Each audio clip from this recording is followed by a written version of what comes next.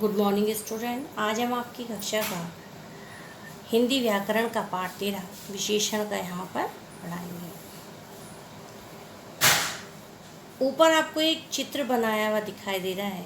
इस चित्र में एक सर्कस का दृश्य है जिसमें सुंदर रंग बिरंगे पोशाक पहने हुए कहीं पे जोकर है, कोई चरखी है, बच्चे हैं, एक जोकर भी है। जोकर की नाक लाल रंग की है। कई झूले लगे हुए हैं। जोकर की पोशाक बनाने के लिए 4 मीटर कपड़ा लगा है। तो ये सब जितने एक लाल क्या है, नाक की विशेषता है। इस चित्र के माध्यम से जो रंगीन छपे हुए शब्द दिखाई दे रहे हैं वो क्या है, विशेषता बता रहे हैं। वे शब्द जो संज्ञा या सर्वनाम की विशेषता प्रकट करते हैं विशेषण कहलाते हैं। अब जैसे रंग बिरंगी क्या है, पोशाक, रंग बिरंगी पोशाक। एक कौन है, जोकर। लाल उसकी नाक है, ये क्या है, विशेषण लाल। कई सारे, कई झूले, बहुत से झूले, कई विशेषण है। 4 मीटर विशेषण। अब हम विशेषण ध्यान से देखें तो सभी सब जिनकी विशेषता बताई जा रही है वे संज्ञा या सर्वनाम है। जो शब्द विशेषता बता रहे हैं वे विशेषण कहलाते हैं। वे शब्द जो संज्ञा या सर्वनाम की विशेषता प्रकट करते हैं विशेषण कहलाते हैं।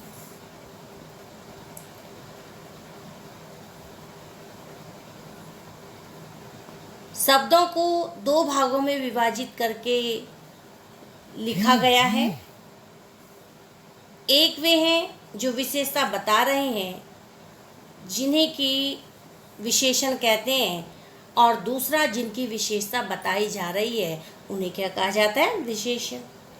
जैसे एक उदाहरण के द्वारा, राम की कमीज नीली है, तो इसमें कमीज विशेष्य है, नीली विशेषण है। वे संज्ञा या सर्वनाम शब्द जिनकी विशेषता बताई जाती है विशेष्य कहलाते हैं। विशेषण के 4 भेद होते हैं: गुणवाचक विशेषण, संख्यावाचक विशेषण, परिमाणवाचक विशेषण और सार्वनामिक विशेषण। गुणवाचक विशेषण जिन शब्दों से हमें संज्ञा या सर्वनाम के गुण, दोष, आकार, प्रकार, स्वाद, गंध, सुगंध आदि के बारे में पता चले तो वो क्या है, गुणवाचक विशेषण कहलाते हैं। जैसे यह एक चीनी यात्री है। अब इसकी क्या गुण है कि चीन का रहने वाला है, चीनी। राम सिंह बहुत दानी व्यक्ति हैं, तो राम सिंह की विशेषता है कि वह दानी है, वो उनके गुण हैं।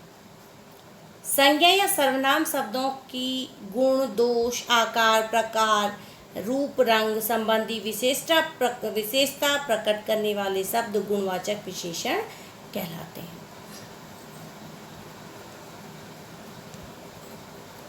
अब गुणवाचक विशेषण के अंतर्गत आने वाली विशेषताएं हैं गुण, दोष, आकार, स्वाद, गंध की खुशबूदार है, बदबूदार है, सुगंधित है, दुर्गंधित है, सुभाषित है, रूप, रंग, काला, गोरा, नीला, पीला, हरा, स्थान, स्वदेशी, विदेशी, ग्रामीण, ये सब आते हैं। और समय में प्रातःकाल, मासिक, वार्षिक, नवीन, प्राचीन, आधुनिक, ये आएंगे। अवस्था, सूखा, हल्का, भारी, दशा, गरीब, रोगी, निरोगी, बूढ़ा है, जवान है, स्वस्थ है, कमज़ोर है। दिशा में पूर्व, पश्चिम, उत्तर, दक्षिण चारों आएंगे। और स्पर्श, कोमल है, कठोर है, ठंडा है, गरम, मुलायम, ये सब किसके अंतर्गत आएंगे, गुणवाचक विशेषण के। अब देखिए विशेष्य के साथ कैसी या कैसा जोड़कर किन शब्दों में? संज्ञा या सर्वनाम शब्दों। प्रश्न करने से जो भी उत्तर प्राप्त होता है वह गुणवाचक विशेषण होता है। अब जैसे ये है कि इस फल का स्वाद कैसा है? मीठा। तो वो क्या है? उसका विशेषण है, क्योंकि वह उसका गुण बता रहा है। और उस विशेषण से, विशेषण मतलब संज्ञा या सर्वनाम के साथ कैसी या कैसा, कि कैसे फल का स्वाद कैसा है जोड़कर प्रश्न करने से जो भी उत्तर प्राप्त होता है उसे हम कहते हैं गुणवाचक विशेषण। फिर आता है संख्यावाचक विशेषण। कोई वस्तु, प्राणी संख्या में कितने हैं, इन सब का जिन शब्दों से ज्ञान होता है उसे हम संख्यावाचक कहते हैं। जैसे हमारी कक्षा में 70 बच्चे पढ़ते हैं, तो 70 क्या है? संख्यावाचक विशेषण। कुछ बच्चे मैदान में खेल रहे हैं, तो कुछ बच्चे भी क्या है? संख्यावाचक। लेकिन एक तो आ जाता है आपका संख्यावाचक में निश्चित, और एक आता है अनिश्चित। अब सबसे पहले आता है कि संख्यावाचक है क्या? वह शब्द जो संज्ञा या सर्वनाम की संख्या का बोध कराए, संख्यावाचक विशेषण कहलाता है।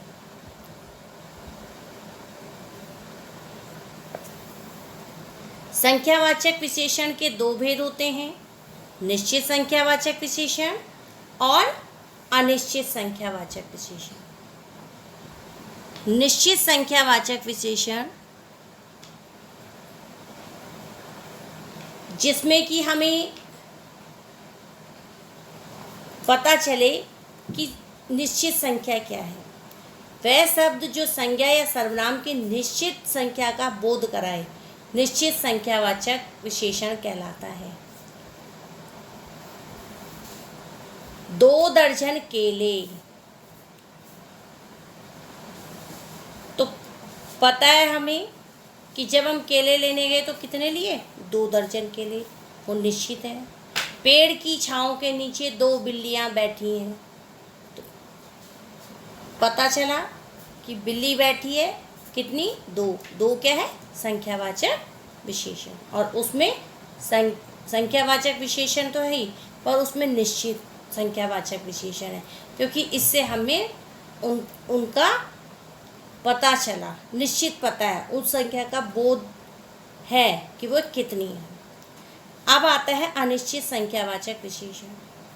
पेड़ पर बहुत सी चिड़िया बैठी है, अब वो बहुत सी कितनी है? 5 भी हो सकती है, 7 भी हो सकती है, कुछ पता नहीं है। टोकरी में थोड़े से फल रखे हैं, अब वो फल कितने हैं?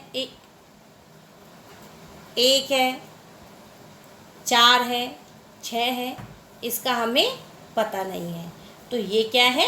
अनिश्चित वाचक, जिससे हमें क्या, जिस संख्या का बोध हमें नहीं है, निश्चित पता नहीं है, वो अनिश्चित संख्यावाचक विशेषण कहलाते हैं।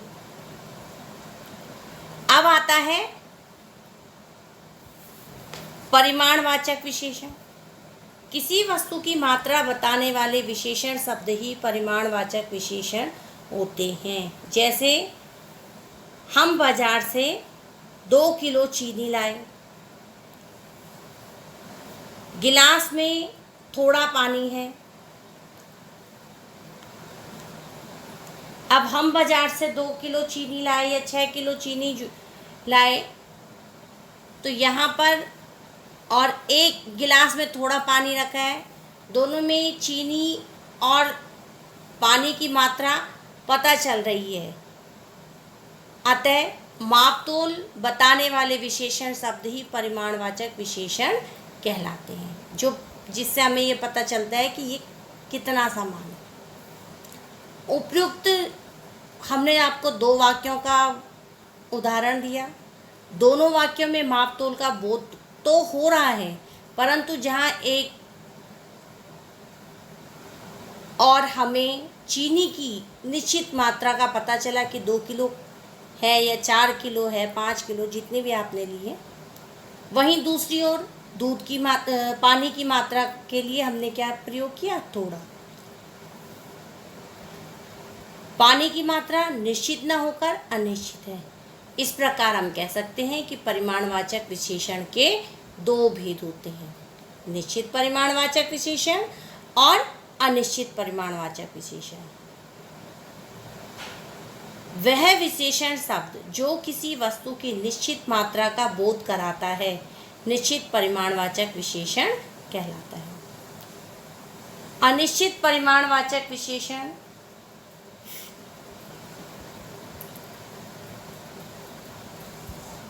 जो केवल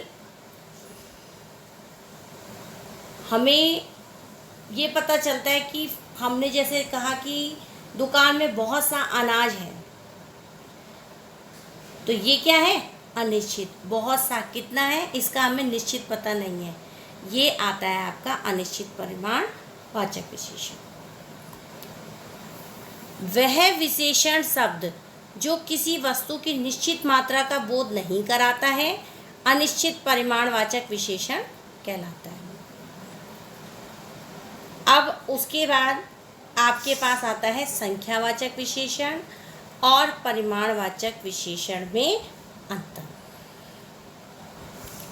संख्यावाचक एवं परिमाणवाचक दोनों के उपयुक्त विवरण से स्पष्ट है कि संख्यावाचक विशेषण में वे वस्तुएं आती हैं जो गिनी जा सकती हैं, और जबकि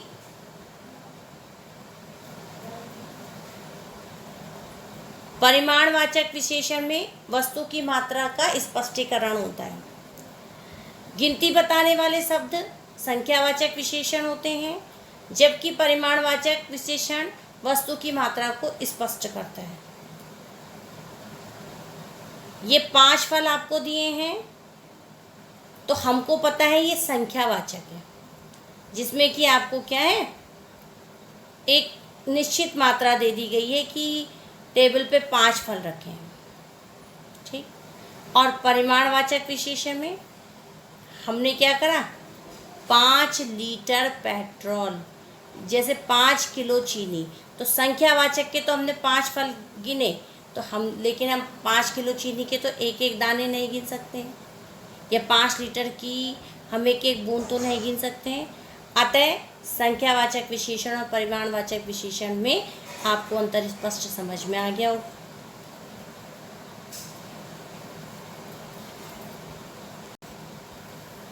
अब है सार्वनामिक विशेषण। सार्वनामिक विशेषण जब किसी वस्तु या व्यक्ति की ओर संकेत करने के लिए सर्वनाम शब्दों का प्रयोग किया जाता है तो उसे हम सार्वनामिक विशेषण कहते हैं। या हम ये भी कह सकते हैं कि जब सर्वनाम शब्द संज्ञा शब्दों से पहले आते हैं और विशेषता बताते हैं तो सार्वनामिक विशेषण होता है।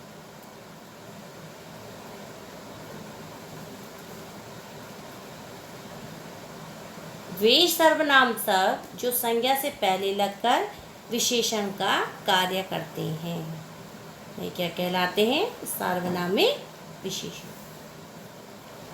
अब देखिए, आपको उदाहरण दिया है कि वह लड़का वहां बैठकर पढ़ रहा है।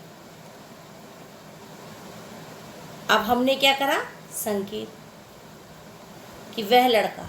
अब उस लड़के के बारे में नाम में उसका नाम पता है, हमने केवल बोल दिया कि वह लड़का वहां बैठकर पढ़ रहा है, तो ये क्या है, वह सार्वनामिक विशेषण। सार्वनामिक विशेषण को हम संकेतवाचक भी कहते हैं।